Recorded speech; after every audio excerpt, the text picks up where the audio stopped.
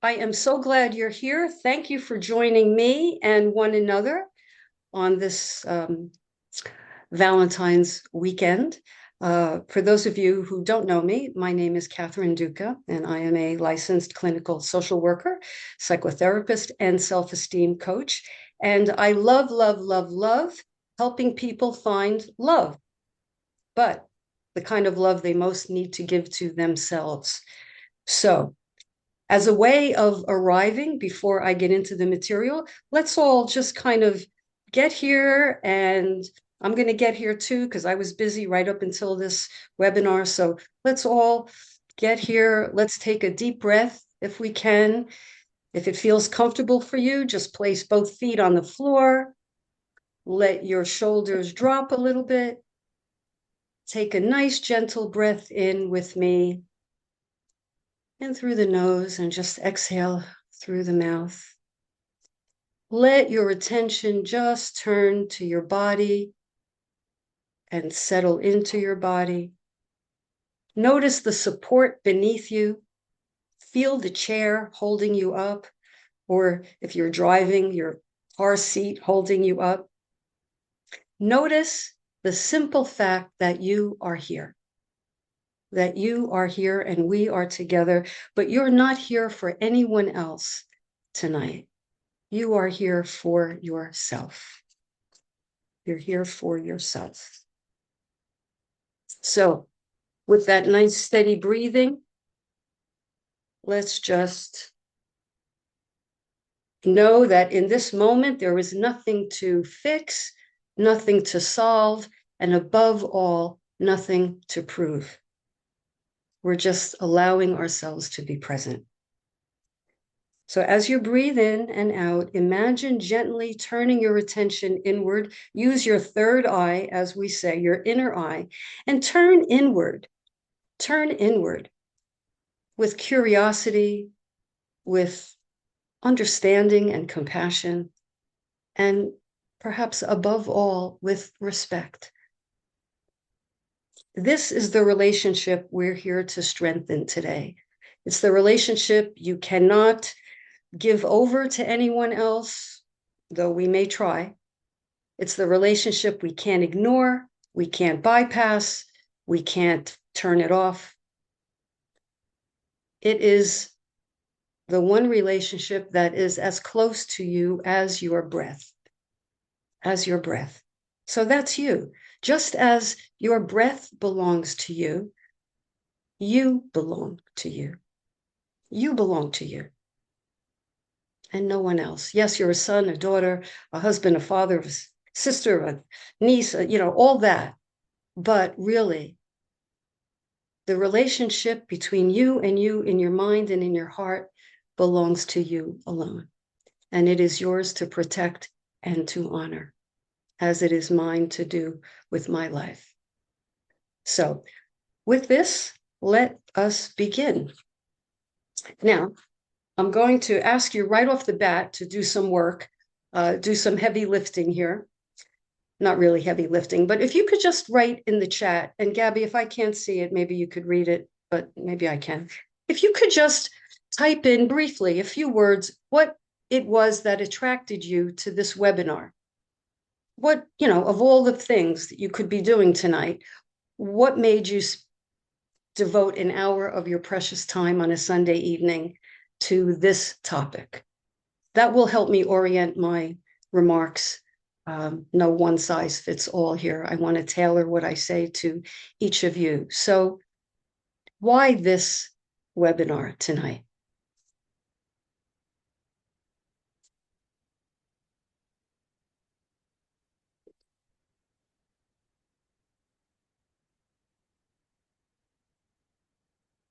Sit, chat.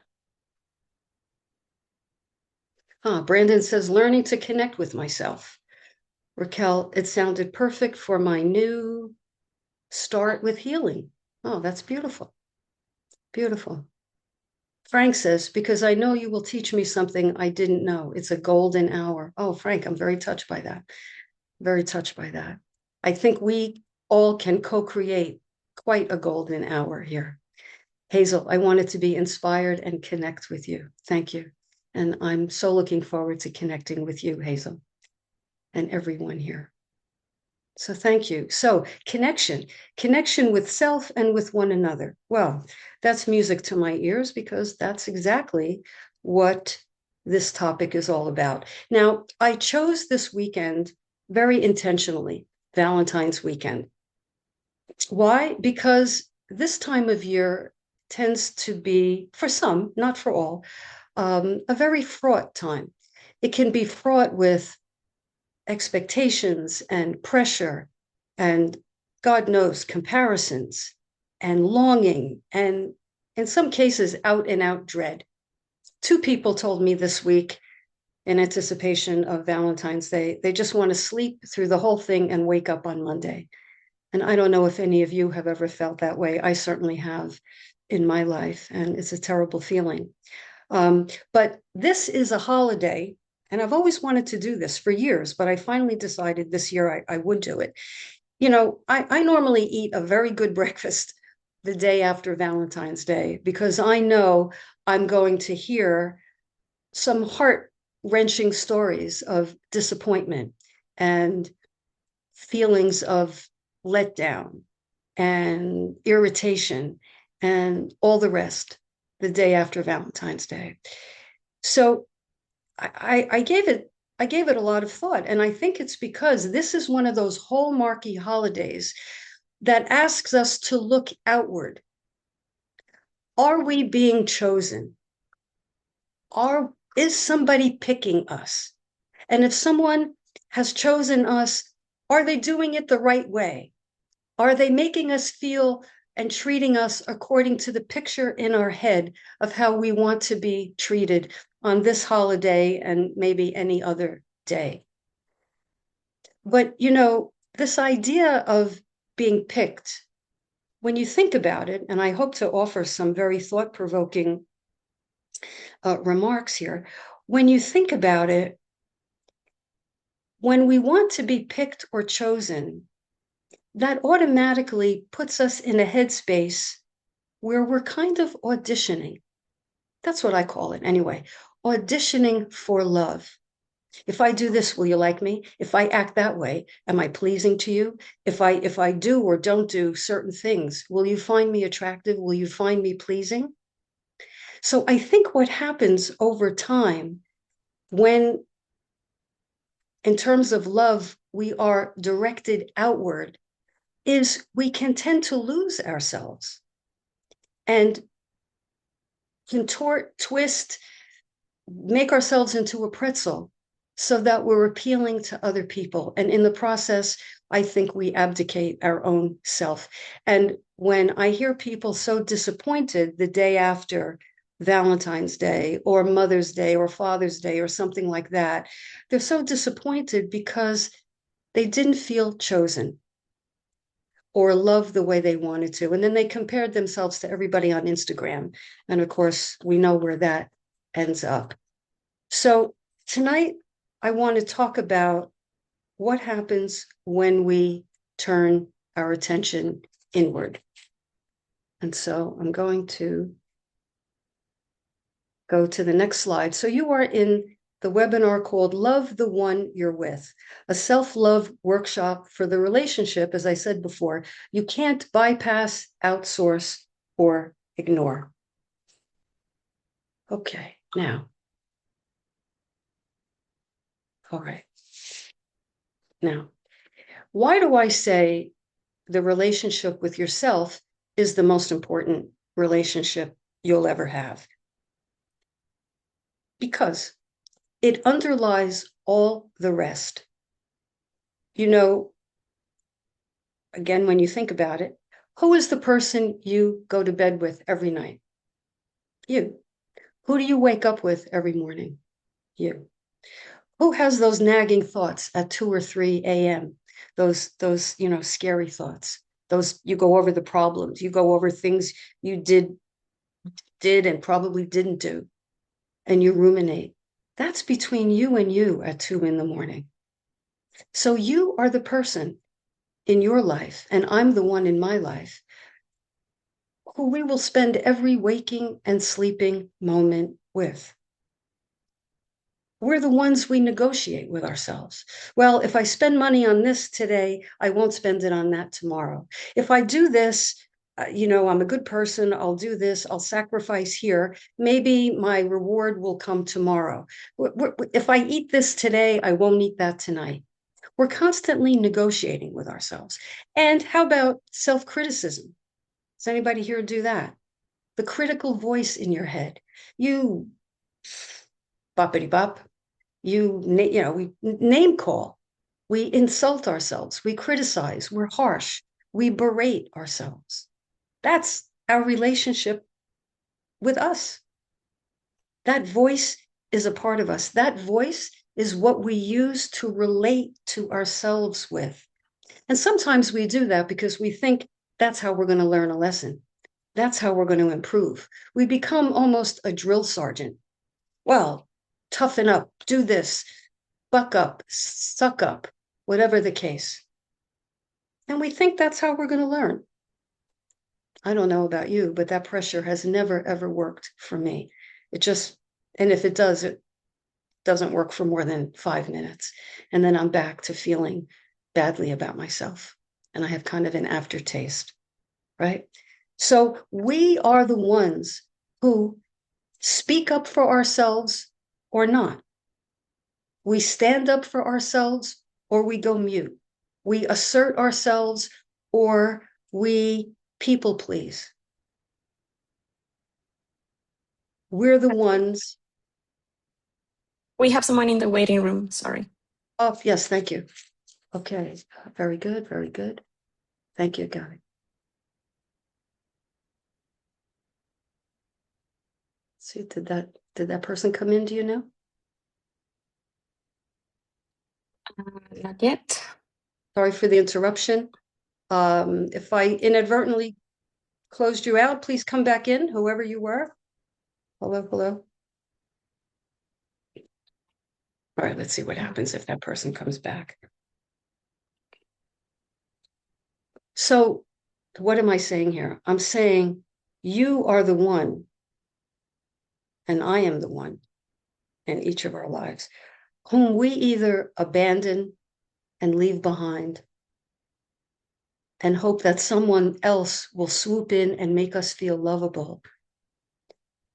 Or we're the ones who get behind ourselves and honor ourselves and respect ourselves and trust ourselves and hear ourselves and have compassion for ourselves. So this is very much A, an inside job, and B, a job that only we can do. Now, hear me out on this. I am all for love. Love is a beautiful thing, and I believe anyone who wants to be a part of a beautiful, loving, life-enhancing, affirming, give and take relationship should be in one. Some people do not have that desire, and that's perfectly fine. But if you want one, I believe you should have one. But the way to have one, to really be in that kind of gratifying, realistic, sustainable, fulfilling, nurturing relationship is to first clear the relationship up with yourself and get behind yourself and treat yourself. Love is a verb. Treat yourself kindly, because when you do, and the more you do, a number of things happen. One thing is, and I'll let this person enter the waiting room. I just have a view. I don't have admit. I'm going to try view. View and then admit, maybe. I don't see anything that says admit. Oh, yep, there we go. There we go. I think I just admitted someone. Okay. Welcome. I think I just admitted Joe from the waiting room. Joe, welcome if that's you. Good to be with you. We're talking about love the one you're with, self-love, and I'm wrapping up this this introduction by saying that whether you're conscious of it or not, you have been in a relationship with yourself your whole life, and you will be in that relationship until your last breath here on this plane. There is no breaking up with yourself. So, however open you are to love from the world and from other people and to other people, it begins with how open you are to loving yourself. Okay? Let me know if you're with me so far. Just type in the chat, and Gabby, you can let me know. Just say with you if you are. If I've confused you right off the bat, let me know. Let me know. Let's see.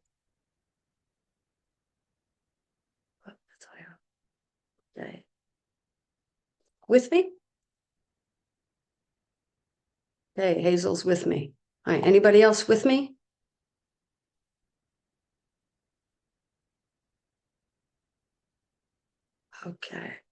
Okay, so to continue, some of us have a relationship with ourselves that is warm and even keeled, respectful, empathic. Some of us have a relationship that is more cut off and detached or critical or avoidant. Some of us have a relationship that is conditional. See if that applies to any of you or someone you know. I'll be worthy when.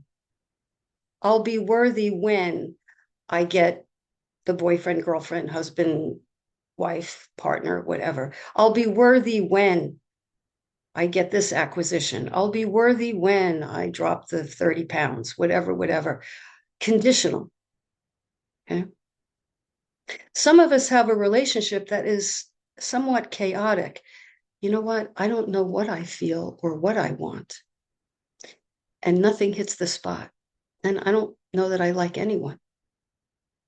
So, and some of us have a relationship that is very, I'll call it muted, where you might be so hyper focused on making other people happy that you never thought of turning inward toward yourself to ask yourself or figure out or hear what it is that you need or want. So when I say this is the relationship that you cannot give over to somebody else, this is the stuff I mean. Your boundaries, your choices, your patterns, your expectations, your capacity for intimacy, emotional intimacy and otherwise, all of it begins here with you. The stronger your relationship becomes, the more you trust yourself.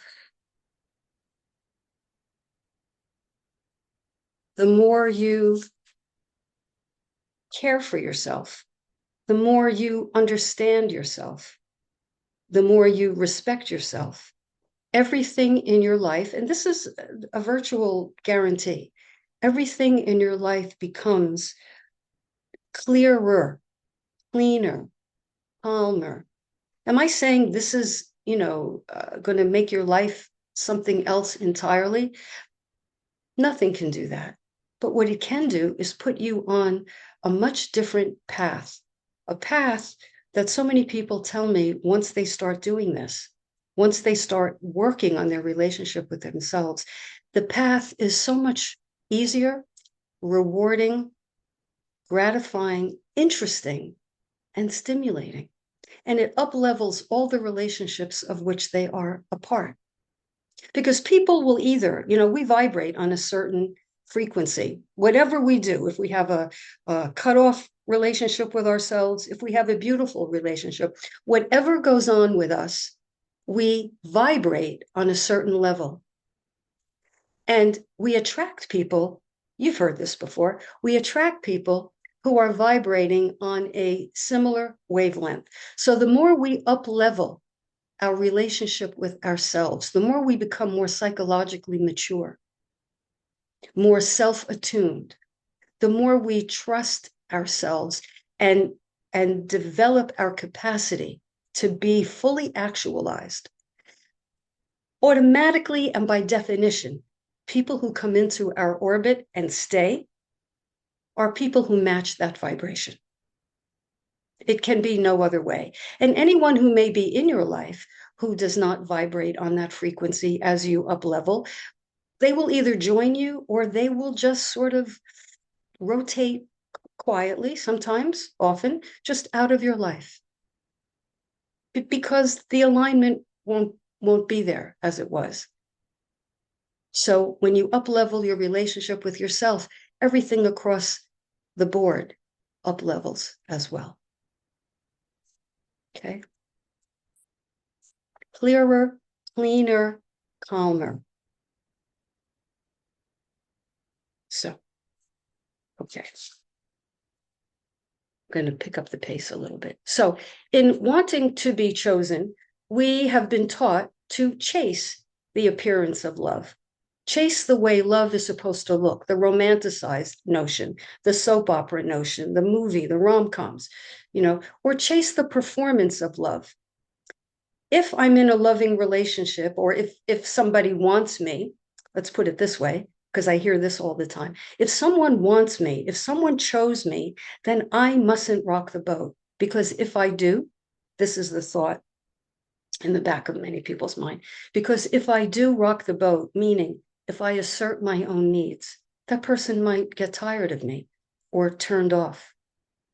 And so this is when we can be very careful and measured and get more concerned about being a certain way rather than just being who we are. Can you hear the difference in being a certain way, according to the picture we have in our head, and being who you are? It might sound very subtle, but I think it's a significant difference. So we've been taught to look outside for love. Now, the problem, I would submit, is not a lack of love. The problem is a lack of self-relationship. Self-relationship. It's not that you are unlovable or that you haven't found the right partner or that you're somehow inadequate. It's that we were just conditioned by most likely well-meaning parents, caretakers, teachers, authority figures who wanted us to be a certain way, to get along, to be, to be agreeable, to be helpful. And in so doing, we were just automatically set up to reach for validation from the outside, to get direction from other people, to look to others for our emotional stability, right? Because we don't necessarily have an internal place to anchor ourselves to. We don't have this internal place. And the internal place is a knowing. And this is so qualitatively different in anyone's life who I've met who has done this work. It's like there's nothing fundamentally wrong with me. I am not inherently deficient or defective or inadequate. I was taught by virtue of what was modeled for me, what I saw at home, or what I experienced at home. My needs were too much. My own mother, an intelligent, well-meaning person, used to tell me when I got scared at school. School for me was a very scary place. Happened to have been a Catholic school back in the day, very scary place. And when I would tell her, she would tell me, stop your nonsense. If you're crying, the nun at school must have had a reason to make you cry. So don't come crying to me. Stop your foolishness. And that was a pretty harsh message. But I didn't think of it as harsh back then. I thought of it as, she knows everything. She's telling me my feelings are foolish. and nonsensical they must be. So this is what I mean by we learn. We learn these certain messages. Okay, so my feelings are nonsensical. Therefore, what do I do with them? I don't want to be nonsensical. I don't want to be judged. I don't want to be thought of in an inferior way. I wanted to be liked, loved, approved of. So you can bet I buried my own needs very, very deep within. I didn't know I was doing it. It's just what children do. It's just what children do. So the challenge is not a lack of lovability. It's the absence of the internal skills and structures that allow us to know love and hold love. Know love and hold love. Because I submit to you once again, on the idea of who qualifies for love, I think the playing field is exceptionally level. Doesn't matter degrees, income, wealth, opportunity, poverty, mental health status, physical status, appearance, Hollywood accolades, Nobel Peace Prize. It matters not when it comes to who qualifies for love. Here's a big thing. I love to say this. It sometimes gets an eyebrow. You are lovable because you exist. I am no more lovable than you. No, no famous person, no wealthy person, no accomplished person is any more lovable than you or than me. If you exist, you qualify for love. But the beliefs that we absorbed, as I mentioned, would have us believe that love is for other people, luckier people, more sophisticated people, people who didn't maybe talk back to their parents, people whose parents were more proud of them. This is what we think in our heads, because no one really taught us otherwise. And in fact, they taught us what I'm telling you. No one taught us self-trust. No one taught us worthiness. No one taught us these and other skills which are necessary for healthy adult functioning. Boundaries. Okay, now everywhere you turn, everybody talks boundaries, boundaries, boundaries. But it's a lesson many of us are learning later in life. We're not taught that. We're not taught self-attunement. So imagine, I said before, we spend every waking, sleeping moment with ourselves, and sometimes we are the last to know who this entity called Catherine Duca is, who this entity called Frank or Joe or Judy or Michelle or anybody is. Well, until and unless we look and examine that ourselves, we're not going to know. Our worthiness is going to be dependent, rise and fall, kind of teeter-totter on who chooses us. And if the person who we have our eyes on is someone we admire, then sort of by proxy, we feel elevated in their presence. And then if someone else whom we judge to be on some lower scale of our judgment, we're not fazed. We're not fazed. Oh, that person. So we're afraid of judgment, but you have to stop and think, how often do we judge and rank people and rank how much they matter? So I think this is very much a two-way street. None of us are victims here. Probably most, if not all, of the things we think other people are doing to us, at some point, in some measure, we have done or do to other people. So I trust you're still with me. Okay, here we go. Now, the masks we wear. Well, I wore the mask of, because my mother said, stop your nonsense. Your emotions are nonsensical. So I wore a mask of, I'm fine. I'm fine. I don't need anything. Um, and of course, a pleaser. I became a pleaser just intuitively. And I became very good at it.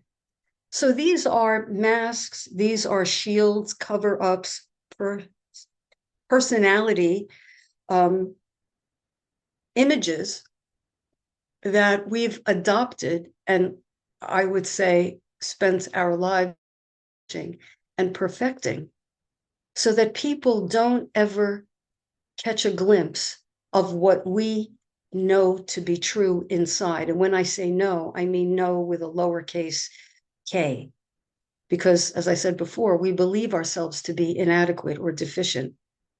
And we have to hide the parts that we think are unacceptable. So we think we know that that's the truth about ourselves. So we perfect this persona. But here's the thing. Here's the thing, and I think this is so important. That creates a gap between the image we project to the world. I'm fine. I don't need anything. I don't need anyone. In fact, I'm here for you. So let's throw in rescuer. So now I'm wearing the mask of people pleaser, rescuer, I'm fine, probably perfectionist, overachiever. Let's throw them all in, because my mother said my feelings were nonsense. I wasn't going to let anybody else say that to me ever again. So I had these insurance policies vis-a-vis the layers of psychological protection that I wore. Okay. I hope you find this as interesting as I do. Okay. Very important. Our masks are not flaws, not even close, not even close. They are survival strategies, coping mechanisms. They were brilliant back then. They were brilliant. What was I going to do? Risk my mother's judgment when I was 9 years old? I mean, no child can do that. No child. So we conform. We become that which we think is expected of us. And in childhood, and here's the buzzword of the evening, that was adaptive.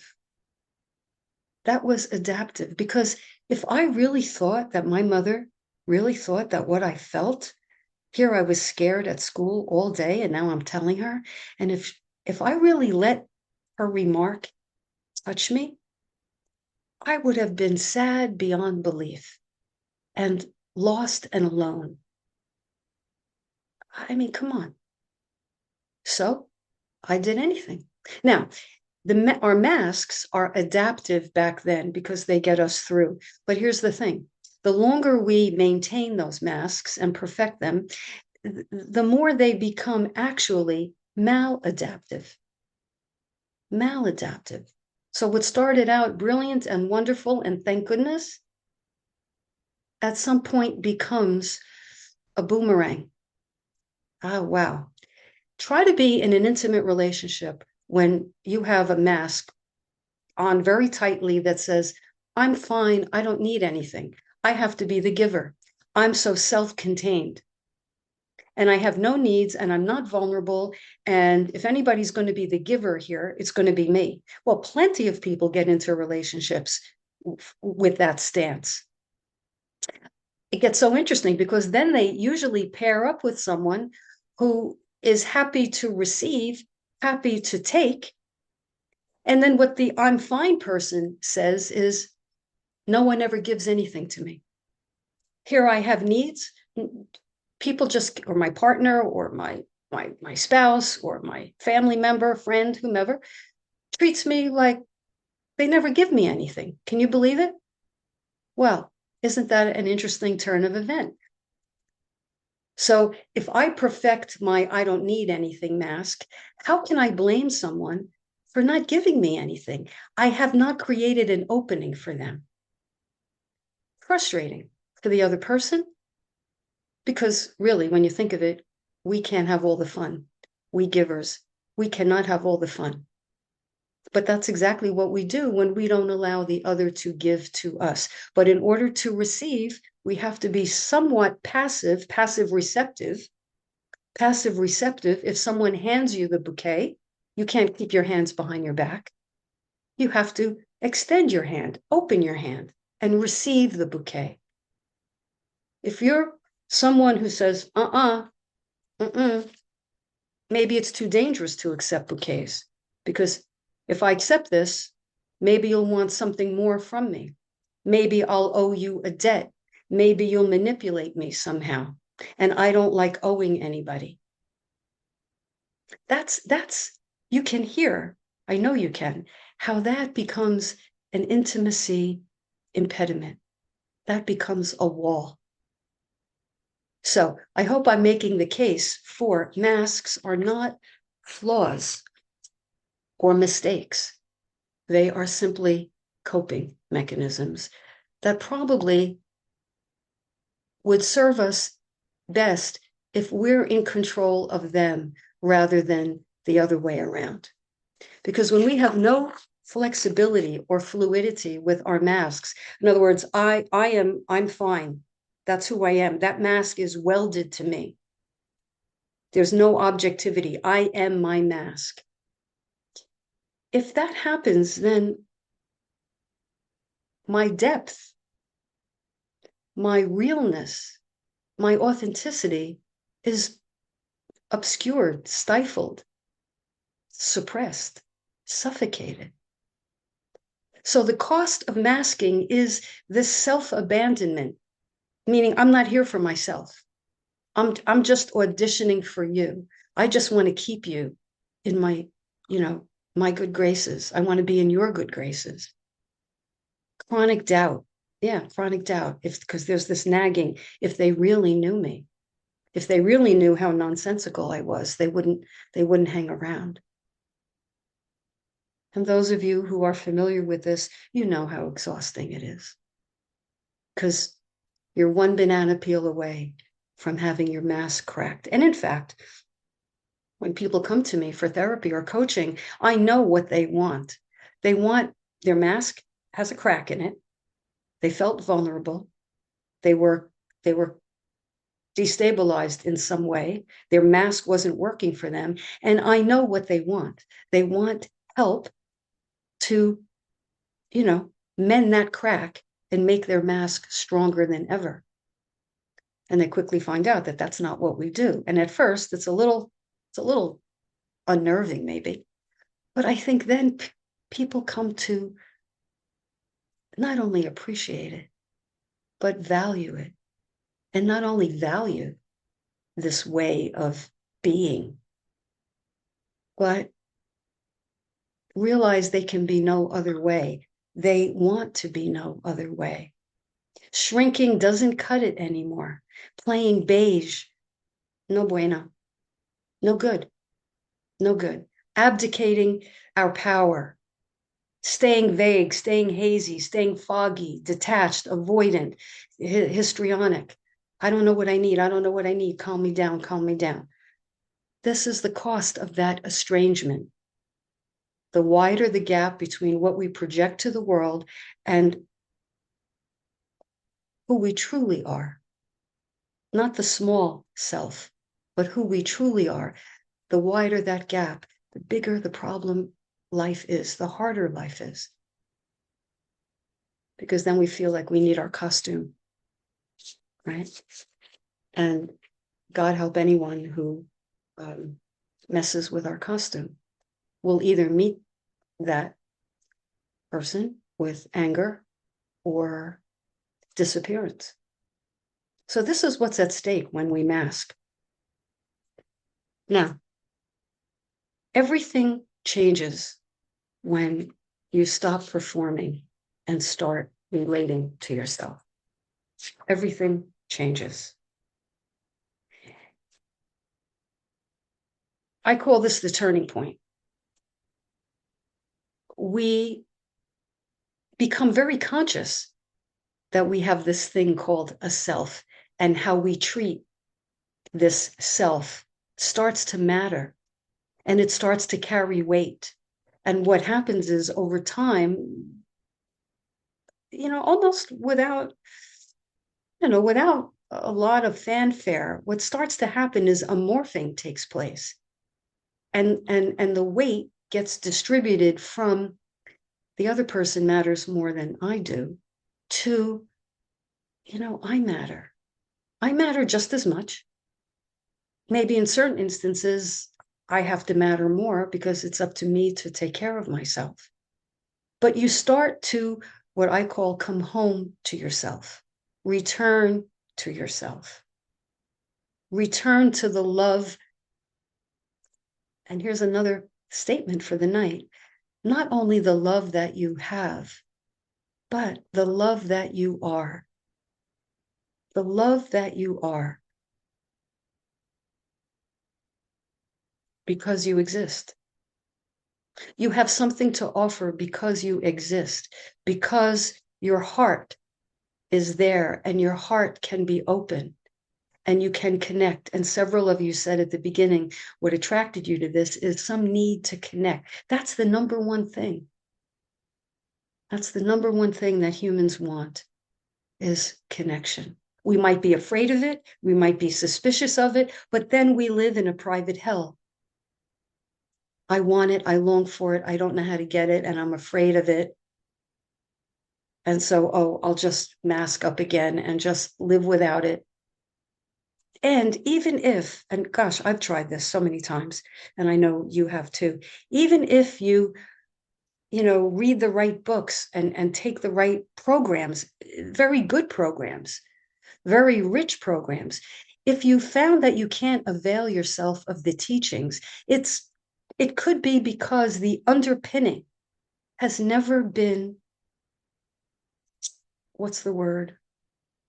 Dismantled, and your energy has never been reallocated to yourself. Quick analogy. It's almost like, someone wants to lose a lot of weight, let's say. This is very common. And they've tried this diet, that nutritional program. They've tried everything under the sun. And they say, nothing has worked for me. Well, it's not that the diet doesn't work. The diet is neutral. The diet is what it is. But if you need to be overweight because you're afraid of intimacy, let's say, the proverbial you, if one is afraid of intimacy or closeness, so one needs to cover up with weight, it doesn't matter how good the program is. You won't let it work because you need to be overweight more than you need to be thin. You believe that your overweightness keeps you safe. So that's the conflict. And that's why we say the diets don't work, or the program doesn't work, or the book wasn't worth it. Because this underpinning, as long as it remains in place, nothing fresh can get in, and nothing stale and outdated can get out. And that's when people say, I feel stuck. They don't know all this until we start to uncover. But this is how stuck happens. Stuck is not someone making you do anything. Stuck is holding on. I'm holding on to what I believe to be true. That I'm inadequate and I have to be this certain way, otherwise I'm going to get judged. So we can't afford to give that up. Who in their right mind would? We only begin to give it up as we start to discover there's this other aspect to our being, which is called ourself, and how much we love ourselves. So real love requires specific internal capacities. Let's see. Real love is built on an honest appraisal of who you are, self-knowledge, self-honesty, self-trust, self-respect, emotional competence. Well, I think emotional competence is one of the things that results from these things, these other aspects. Self-knowledge, self-honesty, self-trust, self-respect. What are my true flaws? What are my true shortcomings? Can I admit them to myself? Can I admit I have qualities that are not very attractive by society standards? Can I admit that I'm jealous? At times, can I admit that I'm angry? Can I admit that I'm judgmental? Can I admit that I'm messy? Can I admit that I'm a bitch sometimes? Can I admit that I withdraw? Can I admit that I'm, I have a sense of humor. I'm kind-hearted. I'm open-hearted. I care about things. I don't kill bugs. You know what I mean? I love people. So we are all the notes in the octave. We are that musical piece. That's the combination. And we have to look ourselves in the eye, our third eye. We have to look ourselves and say, that's okay. These are my human qualities. These are my human qualities. Now, I think it's worth pursuing. Gee, what am I jealous about? And where does that come from? And why are these things so hard to admit? So an honest appraisal, because here's the thing, when we can face ourselves, the good, the bad, what we perceive as ugly, we face them. We don't run, we don't avoid, we don't numb, we don't drink over them, sleep over them, internet over them. We look at them squarely for what they are. And we come through the other side, and we do. Then what's there to be afraid of? We don't live looking out the rearview mirror. Is someone going to detect our flaws and leave us? It's like, okay, I know I have them along with these wonderful qualities. So self-acceptance, self-awareness, and self-acceptance are two of the main pillars of emotional competence. Self-accountability is another one. Yeah, I hold myself accountable. Yeah, I said I was going to do this. I gave my word and I slipped up, and I could make a lot of excuses. But the fact of the matter is, I messed up, and now there's two ways to do that. One is a little bit of a pet peeve of mine. One is, yeah, I know I screwed up. I'm not perfect. Shoo. That's not the one I'm talking about. I'm talking about yeah, I know I screwed up, and I get how that made you feel. I get what I did there, and I acknowledge that. And even if it's something that you feel you can't apologize for because you would do it again, or you felt something was out of your control, but you acknowledge it. Or if someone misunderstood, yeah, I can understand if that's what you heard me say. I understand you're upset. I don't think I said that, or I didn't intend to, but I hear that you're upset by what you thought I said. May I clarify and tell you what I think I said or what I meant to say? Can I have another pass at that?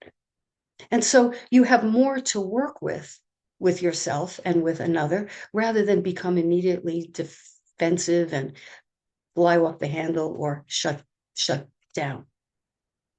You see? Okay.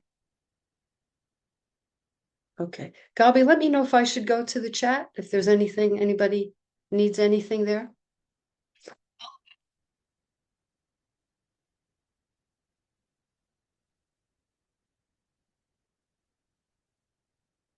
How are we doing on time? Okay.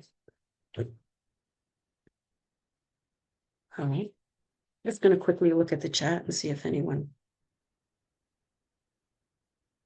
Okay, this is from before. Okay, with me. Thank you. Okay, very good. You're welcome. Thank you. Okay, your life only expands as far as your self-relationship allows. The thing we want most in life, I think, if you think about it and you ask around, I think people want to be known. They want to be seen. past all this, past all these layers. They want to be seen for the person we are in here. But if we're not willing to look at ourselves, then we want someone to love us better than we love ourselves. And that's asking a lot of someone.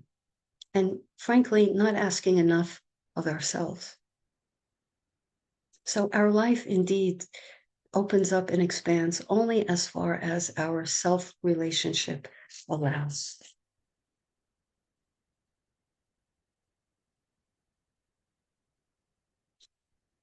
Okay, I think that's a redo. What does self-trust sound like? I can rely on myself to tell the truth, make decisions, and take care of myself. Does this mean we don't confer with people? We don't get opinions? Of course not. Input is very important. Feedback is very important. I value feedback tremendously. But self-trust, I rely on myself to discover, know, and tell myself my own truth. Self-trust, not pie in the sky. Worthiness, I matter without tap dancing for it. I matter without performing. I matter because I exist. I matter as much as you matter. You matter as much as I do, no more and no less. No more and no less. Emotional adulthood means I can regulate my emotions. When I find myself getting, hyper worked up or I go into such anxiety, I've, which can happen to any of us. I've done enough work on myself that I have some idea of how to get myself back to my center. I have some idea how to ground myself. I can repair. I can communicate directly. This is not a good time for me right now. Can we talk tonight? Can we talk tomorrow? I can't be in this conversation right now. I'm not thinking clearly, or both of us are getting a little heated here. Let's take a break and let's come back in a few minutes or after lunch or tomorrow. And as much as I want you to choose me, I have the ability to choose myself and include myself. So if I'm at the wedding and I don't know anyone, I can stand in the corner and wait for someone to notice me and usher me over to a table, which has happened to me more than a few occasions. And I thought that was very nice and I never forgot it. But, I've learned that I could challenge myself to take myself over to a friendly looking table and say, hi, is this seat taken or may I join you? A small example, but including yourself, choosing yourself, making your own party wherever you go. Okay.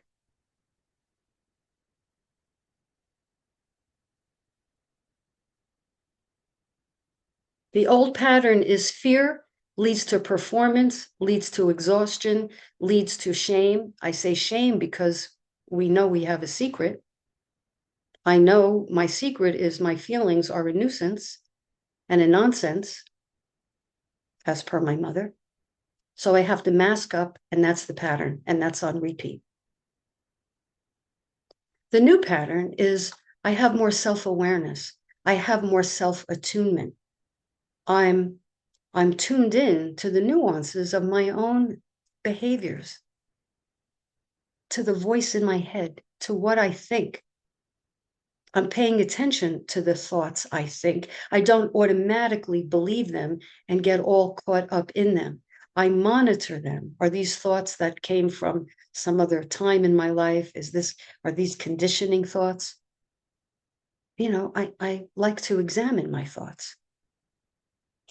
Awareness leads to self-attunement, leads to better boundaries, leads to more self-trust, leads to expansion. Expansion in a higher vibration. When you trust yourself, you are willing and able to stand out to shine, to shine, to know, not in a way that is grandiose, because grandiosity and superiority is better than other people. Not at all. When you shine, you recognize that, you know, you can do that. And when you do that, guess what happens? Automatically, something happens in the ethers.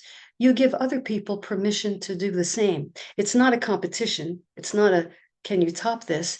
It's, hey, we're all here to play in a magnificent way.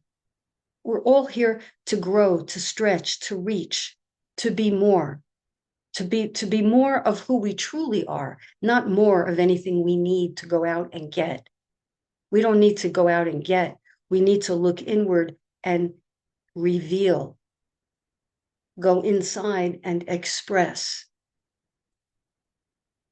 Stop negotiating your worth. Live from your center, your heart center, your value center. You cannot build a meaningful life on shaky internal ground. If I'm getting any point across, I hope it's that. I hope it's that. Can't build a meaningful life on shaky internal ground. You need the infrastructure. You need the pillars. You need the pillars. We're short on time, but if we had more time, so you might want to do this, because reflecting is a big part of how we develop the pillars. So ask yourself now, or save it for later in the back of your mind, where am I still thinking, how am I supposed to behave? How am I supposed to show up here? Versus, am I simply being? Ask yourself, where am I shrinking? Where am I going beige? Where am I tapping down my vitality, my self-expression? Where am I just tolerating myself rather than expressing myself? Where am I still, typo, giving away my power or hiving away my power? Many of us live in a hive, in a mental cocoon. And it's, we're in there by ourselves. So where am I still giving away my power?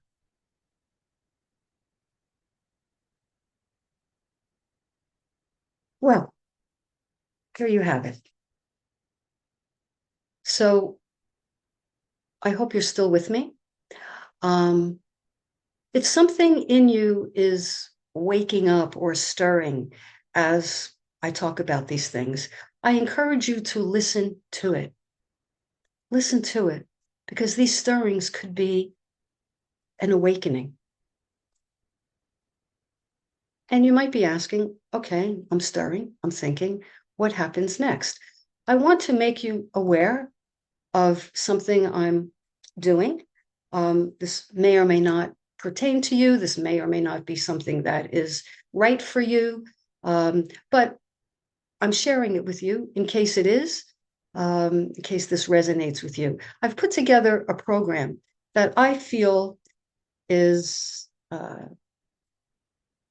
really aimed at doing the work, as in the verb of what we talked about today. It's called the Unmasked Self-Trust Method, the Unmasked Self-Trust Method. It's a 6-week program. It's not just for women, by the way. It is for men and women, but a small group. I might end up having more than one group, ready to live from their true selves. Okay, this is not more information. It is a program of activation where over the 6 weeks, masks are gently, what can I say, dismantled. That might be too harsh. Masks are gently taken down a bit, knowing they could go right back up, and an investigation of who has existed under the mask this whole time takes place. So this is not information, it's activation. activation. Really quickly, there are 6 modules, 6 weeks. The first week is unmasking. The second week is worthiness, restoration. Third week, the self-trust rebuilding. Next, adult skills for a self-led life. Week 5, the embodied life. Embodied, that let that word roll around in your mind. Embodied is not just intellectual. It is something you take into your body, into your life. You live it, living unmasked, unapologetic, and unafraid. When I say unafraid, I'm not saying you're not going to be afraid of sharks, but unafraid to be yourself, unafraid to know yourself, unafraid to let others know you. And in the last week, designing the life that matches who you've become. Is it the whole thing of life? Is it? No. But is it a framework that can really help you turn a corner? Turn a corner isn't right. Come up from being submerged. Come up into the light, where your shadow side, the parts of yourself that you've hidden and repressed and didn't want anybody to see, and put all that polish on. It's time to let that part up, out, embrace it, know it, put it in perspective, use it where you can use it, and be a whole integrated person. A whole integrated person. I think it was Carl Jung who said, would you rather be right or would you rather be whole? Much better to be whole. And whole is the combination of the light and the dark. So I'm just going to,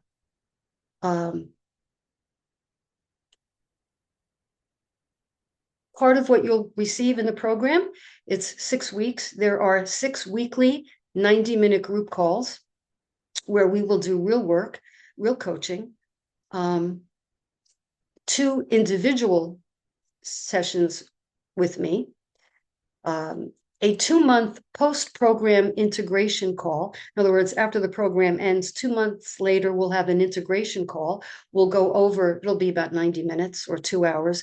We'll go over what has worked with you, what has worked well, what has worked reasonably well, what still needs some reinforcement or deeper practice. Everyone gets a $100 personal nourishment gift card. Why do I do that? It's a little token to spend it on yourself during the program, during those 6 weeks. And I'm going to tell you what to do with your money. Yes, I am going to be so bold. With that $100 nourishment, I'm going to ask that you not spend it on a bill, but that you spend it on something like taking yourself out to dinner, to someplace beautiful, or take yourself for a massage, or take yourself to a lovely bookstore and buy some self-help or self-empowering books, that you do something to demonstrate to yourself during this program, yes, I'm worth it. Doesn't have to be my birthday. No one, has to do anything. It's between me and me. Okay. And it's a small group. And if there are more than a few people who enroll, I will have more than one group. The investment for this 6-week program is, as you see, $1,997, payable in one payment, of course, or payable in installment plans. Incidentally, each of you who signed up for this will receive in a day or so an email, listing all of this information. It's for you to ponder. It's for you to put away and say, not yet. It's for you to maybe tell somebody about. But this exists, and it is the kind of work that can bring you from intellectual awareness and cognitive understanding to, you know what, I don't feel good if I'm not including myself. I don't feel good if I didn't speak up for myself in a nice way, in a lovely way. I mean, this is not about being harsh, unless you need to be, unless you need to be. But I think those, you know, those occasions are probably few and far between. Okay, so let's see. If something in you is saying, I need this, I hope you will trust that. And enrollment will be open when you get the email. By the way, the start date for this to be determined, but will be mid-March, partially because I'll be doing some traveling. I'll be out of town, and I don't want it to be choppy. So I'm not going to be around consistently until the middle of March, but that will all be included. Start dates will be included in the email. So, dear friends, here you have we have reached the end. I'm just looking for the beginning slide. All right. While you're there, Kathy, I would just want to add that I have added a link in the chat for anyone who wants to learn more about the program. Some of the information that you have mentioned here and some other details are in the chat in a link. So you can click there and just find out more if you're interested. Okay, so Gabby, will that link be it, or will you be sending out another email where that email isn't necessary? We will send out an email too, but if they're interested now, they can just click there and they'll find more. Okay, yes, okay. So I've kept you a little bit longer. Thank you so much for your indulgence. This was wonderful. So good to be with you. I hope you found the connection you were looking for, or at least an opening to it, whether it's with one another or with yourself, because that is indeed the most important connection you'll ever have. So on this Valentine's Day, on this day of love, know that I love you, each of you, and that you are not only loved, my dear friends, but you are love. Why? Because you're here, because you exist, because you don't need any other reason. There's nothing you can do to be more lovable, and there's nothing you can do to become unlovable. You are already the embodiment of love. So take it on the road. If you'd like to work with me and others in this program, I invite you to read the link and say yes, if yes is your next right step, and we will go from there. So thank you so very much for this time. Be well. I honor you all. Love you. Good night.